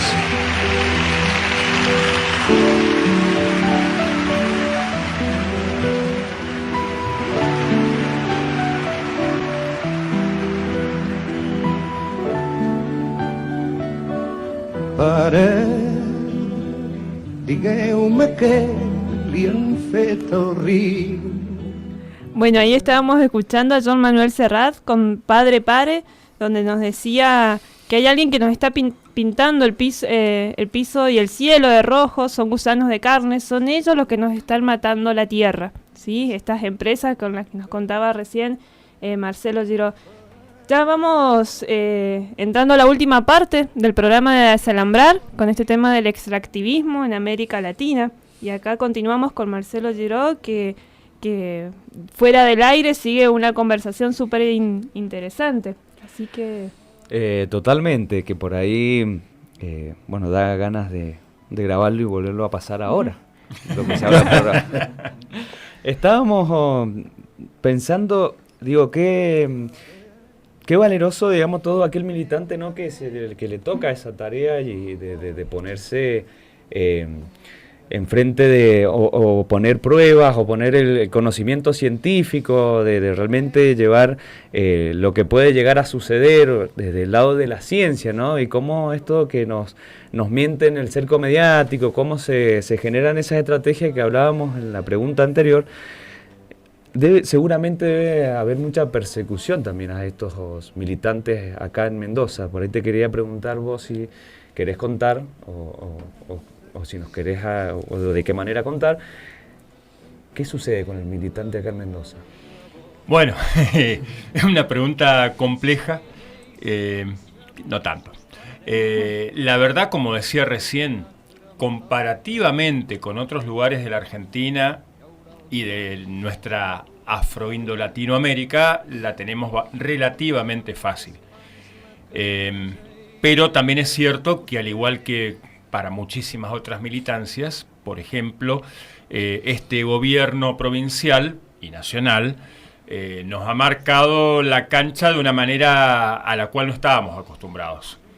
Por ejemplo, principalmente con el Código Contravencional, ¿no? O sea, creo que eso nos partió bastante a todos, porque los militantes ambientales, bueno, es cierto que la ley 7722 la conseguimos en el año 2007 con la acumulación de fuerzas y de conciencias y de disposición a poner el cuerpo en las calles, en las plazas y en las rutas, y cortando rutas, sí, efectivamente, la ruta 40, la ruta 188, en el Valle Duco, en General Alvear, movilizaciones masivas en la ciudad de Mendoza, que ahora están las cosas mucho más complicadas. Y hay compañeros y compañeras procesados por la justicia federal, por el juez Bento, cuando impidieron el paso de un camión cargado de un enorme tanque para depósito de petróleo que iba con destino justamente a Puesto Rojas, en la segunda tanda de fracking que se iba a practicar en Malargüe, ¿no? Así que acá básicamente lo que hemos tenido han sido criminalizaciones, judicializaciones. No hemos llegado a tener episodios fuertes de represión física, tan fuertes como las que han conocido, sí, en San Juan, La Rioja, Salta, y ni hablar, bueno, en otros países como en Chile o en Perú o en Colombia o en América, o ni hablar en América Central, ¿no? Es decir, no hemos llegado a tener asesinatos acá en nuestra provincia por este tema. Pero sí los ha habido, por ejemplo, a militantes, luchadores socioambientales contra la expansión del modelo de agronegocios, que arranca primero con la deforestación, ¿no?, sobre territorios de comunidades campesinas o comunidades indígenas, y en donde en muchas ocasiones, bueno, son territorios donde manda la ley del matonaje, en donde el que pretende apoderarse ilegalmente, en la inmensa mayoría de los casos, de los territorios de comunidades, incluso, como por ejemplo decía, violando la ley 26.160 que prohíbe los desalojos de las comunidades originarias y campesinas, y bueno, no importa si no hay un juez y una policía que efectivamente ponga en vigencia, digamos, aplique de verdad esas leyes, pues la ley es la del más fuerte, con la complicidad de los gobiernos, ¿no? Con la complicidad de los gobiernos, de las policías, etcétera, y de las propias justicias. Entonces, volviendo a Mendoza, también se puede decir que, a Mendoza y en la Argentina también, en el mundo académico también ha habido muchos científicos que han sido discriminados o que han sufrido, si se quiere, algún nivel de persecución académica o en el ámbito de de censura respecto de sus investigaciones. por ejemplo, ingenieros agrónomos, a los agrónomos u otros especialistas a los cuales se los censuró o se les prohibió hablar en tales o cuales términos o utilizar tales palabras en sus publicaciones cada vez que denunciaban los efectos de los agrotóxicos o de los organismos genéticamente modificados, los transgénicos. A mí en lo particular no puedo decir que me haya tocado una persecución importante, pero en la Uncuyo sí es cierto que cuesta a veces contrarrestar algunos informes realmente bastante patéticos. Un informe que la Uncuyo sacó el año pasado sobre el tema del fracking sin especificar ningún autor y que parece un copia-pega de lo que hubiera hecho el Instituto del Petróleo y del Gas, YPF y alguna transnacional. En esos... Un caso gravísimo que duele a mí, como que fui alumno de la Uncuyo desde los 4 años, me duele profundamente que en esta institución llegue a penetrar tan lejos el brazo político empresario al punto de llegar a generar una situación de este tipo. Sí, eso quería preguntarte también, porque ha habido toda una política de parte de las empresas de cooptación a través de financiamiento de las universidades públicas, digamos, para que dictaminen o hagan informes favorables a sus intereses, ¿no? Sí, así es. Y esto, me ha tocado verlo muy claramente como partícipe de los procesos de evaluación de impacto ambiental minero, que conozco bastante más que el tema fracking, y en donde ha habido casos de personas que claramente tenían conflictos de intereses entre su actividad privada y su participación en dictámenes sectoriales o dictámenes técnicos, ¿no? Inclusive algunos directores de centros de investigación o de institutos que claramente actuaban en distintas universidades nacionales como lobistas de empresas mineras. Uno de los personajes más importantes en el mundo académico del lado prominero, me tocó escucharlo personalmente, compartiendo una mesa de un debate, decir, pero sí, ¿qué problema hay con esto en Buenos Aires, con el cianuro, que tanto se le teme? Si el cianuro no es más peligroso que el agua. Literal, ¿ah? A ver, porque si el agua, si yo meto la cabeza dentro de esta jarra de agua, me puedo ahogar. Y si la caliento, me puedo quemar. Esta persona era uno de los 2 responsables encargados por el Consejo Interuniversitario Nacional, el conjunto de los rectores, para elaborar un informe acerca de la contaminación o no que estuviese generando Minera Lumbrera y si las universidades debían aceptar o no los fondos procedentes justamente de la actividad de Minera Lumbrera, el yacimiento más cuestionado de la Argentina. De terror. De la Universidad Nacional de San Martín, este profesional. Los que van elaborando ahí estas informaciones que le va llegando a los que nos van llegando, a los que estamos también en los otros espacios, escuchamos, y a los que no llegamos a ver y nos encontramos con esto, que no es real, y cómo también nuestra responsabilidad es poder informarnos del otro lado y de los que la están militando. Bueno, ¿sabes? ¿Hay una pregunta de un oyente? Sí, eso. Bueno, descubrimos quién era la oyente anterior de una admiradora, también compañera de lucha, ¿no? En esto de la ley 7722, María. María, bueno, un abrazo grande para María. Y hay otro oyente, que hayan muchos oyentes escuchándonos, o por lo menos algunos, que puedan interesarse sobre este tema y también poder transmitirlo hacia los demás. Ricardo de Godoy Cruz, que nos pregunta, para que también vos nos cuentes, acerca de la energía solar. Bueno, sí, está muy buena la pregunta, la inquietud, porque habitualmente uno se dedica sobre todo a la resistencia, ¿no?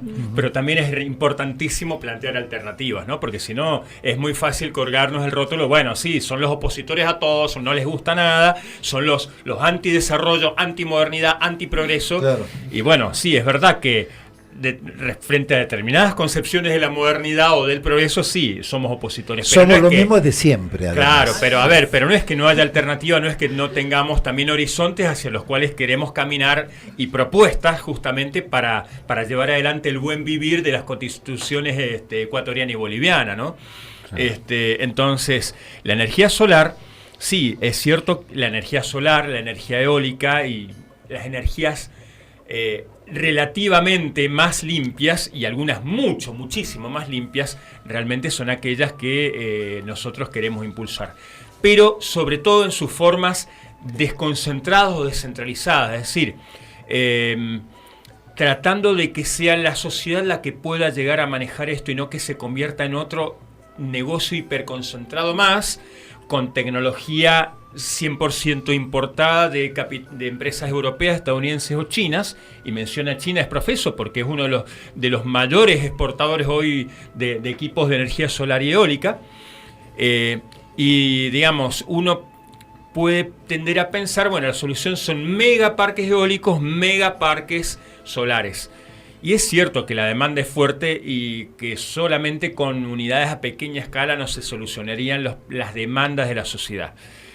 Pero creo que también abre la posibilidad de que la energía solar y la energía eólica la podamos llegar a manejar a una escala mucho más humana, mucho más accesible, en grupos más reducidos, en donde la relación entre el generador y el usuario sea mucho más cercana y directa, ¿no? Y sin factura de por medio por ahí. Sin facturas también de por medio, hasta inclusive pudiendo entregar a la red en los momentos en que estoy generando y no estoy utilizando. Pero también me parece absolutamente indispensable cuestionarnos también el tema por el lado de la demanda, porque lo habitual es decir oferta. Mientras haya una demanda hay que satisfacerla. No, a ver, paremos un cacho. O sea, ¿energía para qué? O sea, si hablamos de energía para el transporte, bueno, pensemos en otros sistemas de transporte que también puedan ser energéticamente mucho más eficientes, en que no necesitemos desplazarnos tantísimo, en que no tengamos que recorrer tantos kilómetros a diario para ir al trabajo, a estudiar, y llevémoslo al caso de la demanda mundial de materiales de todo tipo y de energías de todo tipo. El despilfarro a escala planetaria es colosal.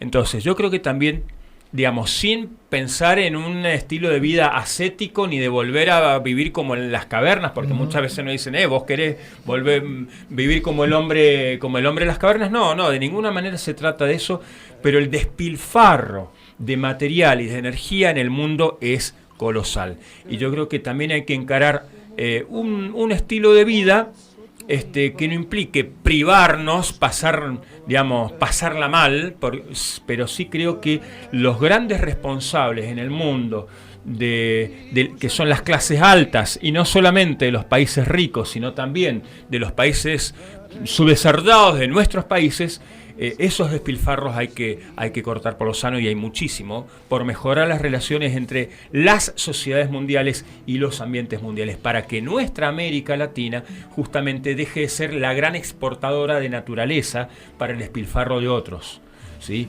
De minerales, de la inmensa mayoría de los metales de nuestra América sale muchísimo más que nuestro consumo. De cobre estamos sacando 8 veces lo que los latinoamericanos consumimos. De hierro, de cobre, de aluminio, de la inmensa mayoría de los metales, y por no hablar también de los productos agrícolas. Nuestra América Latina es el gran almacén de lo que muchos en el resto del mundo despilfarran, y esos muchos suelen ser las clases altas, ¿no? Y ya se visualiza, de todas maneras, por ahí alguna alternativa en cuanto a cuestionar esta lógica del consumo, ¿no? De que el ser humano tiene necesidades infinitas y por lo tanto tiene que consumir, ¿no? Y de repente empezar a pensarnos en otra lógica más ecológica también y más limitada en cuanto a las necesidades. Yo por ahí lo veo desde venir también de un pueblo originario donde también se ve eso, que el ser humano, donde claramente vos ahí ves de que el ser humano sí tiene necesidades que son limitadas, que cubriendo como esas ciertas necesidades no haría falta seguir acumulando en el garage cosas que después no las va a usar. Hay otras felicidades, digamos. Totalmente. Absolutamente. Yo igual me quedé con una pregunta más. Hemos hablado mucho de todo el desastre ambiental que genera, ¿no? El modelo extractivista, ¿no? No solamente el fracking, sino también el desmonte desmedido, la quema, el desplazamiento de pueblos tanto originarios como campesinos, como todo el que le toca ser afectado del ojo donde esos capitales se asientan, ¿no? Ese desastre natural, ¿no? que dejan en los lugares, ¿quién lo paga?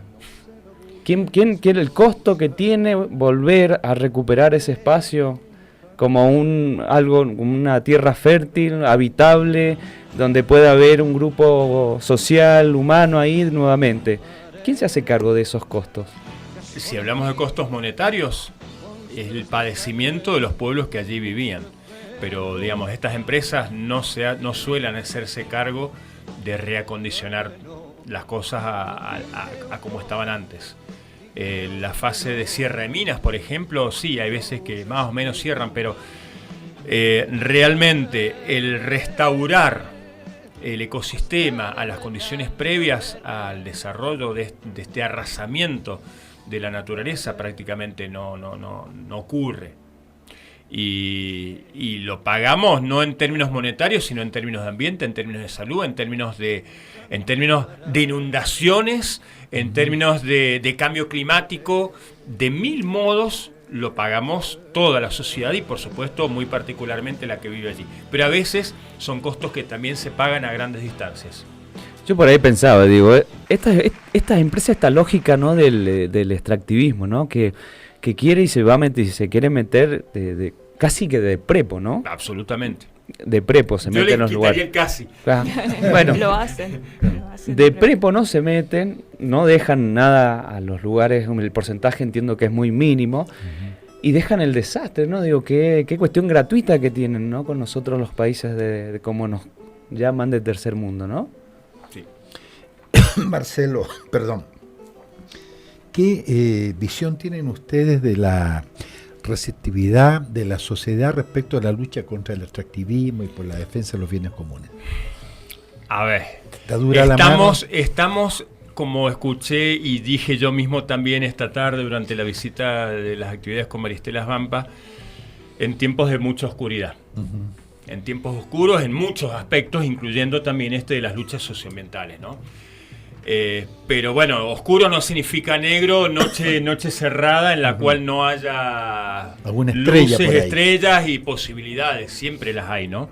Pero ciertamente que estamos en un momento de reflujo y en donde concitar la adhesión masiva de la sociedad, de los grupos sociales, de los afectados, reales o potenciales, es mucho más difícil en condiciones de crisis económica. Es decir, por el hecho del desempleo tan elevado que tenemos, de este sometimiento, digamos, al cual la sociedad argentina y latinoamericana estamos viviendo en buena medida,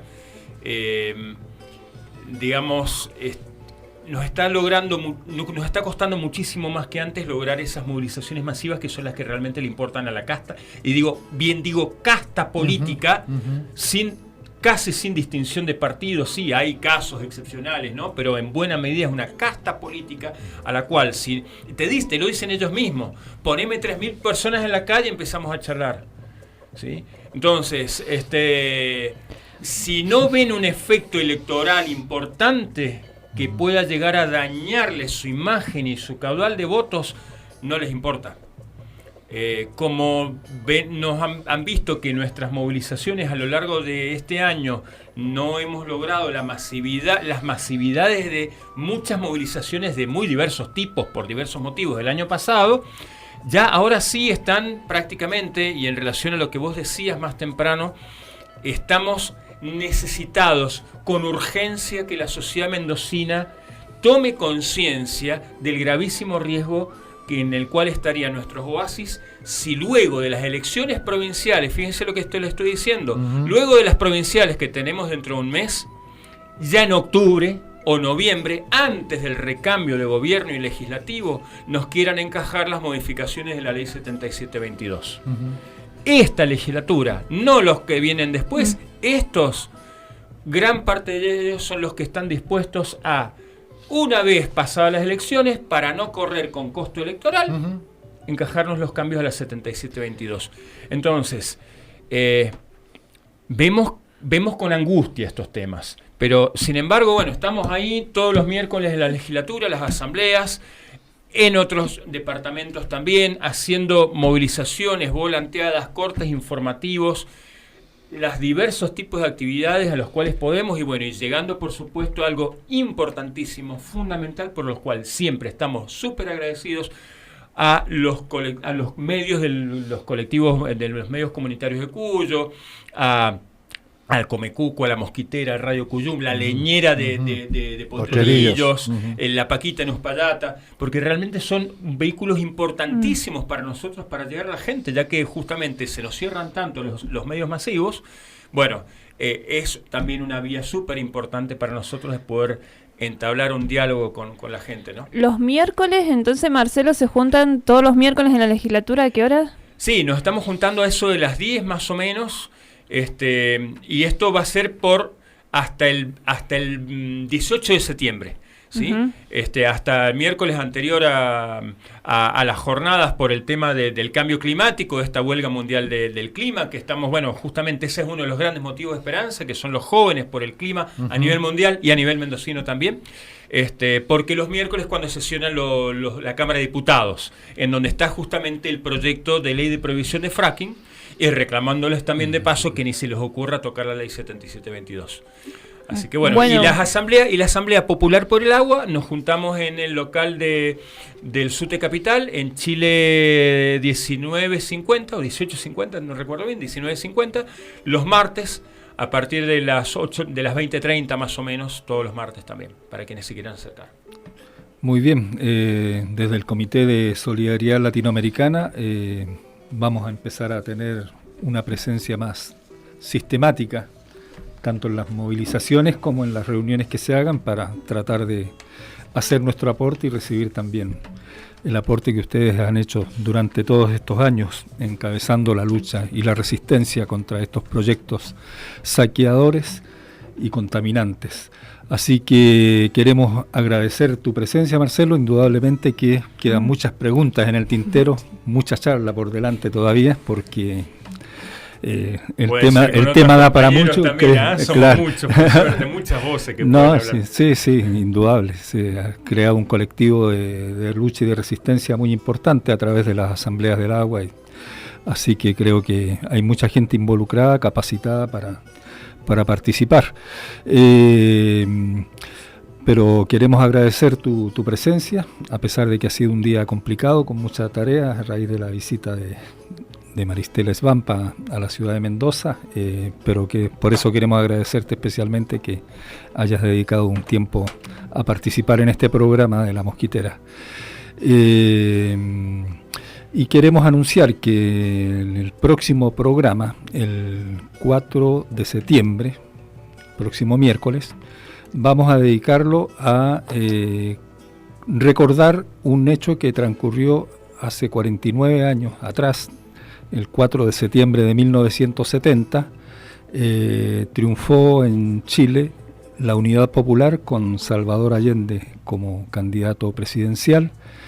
Un largo proceso de construcción político y social, y triunfó con un programa de transformaciones estructurales para la sociedad chilena. Alcanzó a gobernar durante 1000 días. Por supuesto que sufrió todo el acoso por parte de las transnacionales, del gobierno norteamericano, de las derechas nacionales e internacionales, como vemos hoy que pasa con aquellos proyectos que pretenden tomar una alternativa distinta a la que pretende imponer el capitalismo. Así que el programa del próximo 4 de septiembre va a estar dedicado a los 49 años del triunfo de Salvador Allende en las elecciones realizadas el 4 de septiembre de 1970 en Chile. Así que muchas gracias, Marcelo. Y nos queda quizás la última pregunta. Porque bueno, también esto es importante, ¿no? De tomar conciencia de la gente que también se va acercando y enterando de esto que nos va sucediendo a los mendocinos. Y también la claridad tuya, Marcelo, por lo que te agradecemos por venir a compartir. Infinitamente agradecido soy yo también, en todo caso. Lita de Capital, que nos está escuchando, le surge esto: la energía solar es cara, entonces ¿qué se puede hacer? A lo mejor bien sintéticamente, o a lo mejor una propuesta para seguir investigando. Es cara, pero se está abaratando enormemente. En los últimos 20 años, inclusive te diría en los últimos 3 años, se ha abaratado muchísimo. al punto que es un reverendísimo disparate que el Estado argentino, gobierno tras gobierno, siga pensando en construir 2 centrales nucleares más. Gastar 15.000 millones de dólares en construir 2 nuevas centrales nucleares, cuando en realidad la energía eólica y la solar, ambas, ya son mucho más rentables, por hablar estrictamente del costo económico monetario. Ni hablemos de los riesgos de la energía nuclear. Claro. Pero hoy el kilowatt hora generado por energía eólica o solar es más barato que el de la nuclear. Wow. Y el del fracking, ni hablemos, también es a fuerza de subsidio. Entonces, hoy realmente la Argentina es uno de los países mejor provistos, que más nos ha regalado la naturaleza para hacer uso de energía eólica y solar. Y lo estamos desaprovechando como en pocos lugares del mundo se la desaprovecha tanto. Creo que esta noche ha venido muy bien el nombre del programa, desalambrar el cerco mediático, ¿no? Tal cual. ¿Cómo estamos desinformados, ¿no? De todas estas Está todo cosas. pensado. Qué bueno, qué equipo que hay acá. Bueno, y así Nelson y todo el equipo del Comité de Solidaridad Latinoamericano te agradecemos y agradecemos a todos los militantes que van luchando y las asambleas por el agua, a todos nuestros oyentes que nos fueron escuchando y también participando en este programa. Así que nos vamos despidiendo hasta el próximo miércoles. Hasta el próximo miércoles. Bueno, hasta el próximo miércoles. Hasta la próxima, Muchísimas Marcelo. gracias, hasta la próxima y felicitaciones y mucha fuerza, mucho nebuen para este programa del miércoles que viene. Gracias Marcelo, gracias a vos.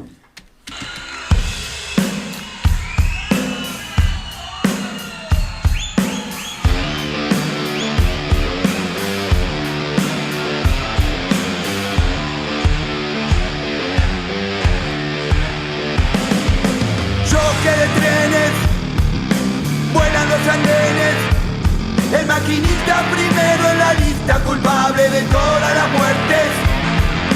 Fuego en el boliche, el Pato Fontanet es el pinche, pero Ibarra descansa en la barra pensando en nuevas elecciones. La justicia nunca va a estar del lado de los trabajadores, solo la lucha podrá cambiar la sentencia de los patrones.